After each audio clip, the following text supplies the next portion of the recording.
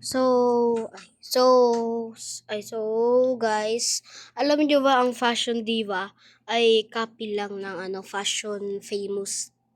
Tas it seems look normal yung pag-start pa lang.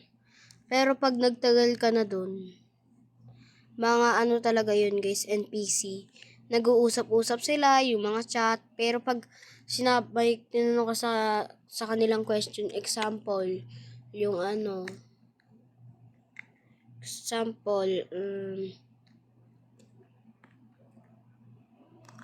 lagi ka bang top 1 dito, mga ganun. Hindi sila sasagot, tutuloy pa rin sila ng usap-usap sa Tsaka guys, pag ginoment nyo dun, is there any bots here? So, matiteleport ka. Ito guys yung video ko.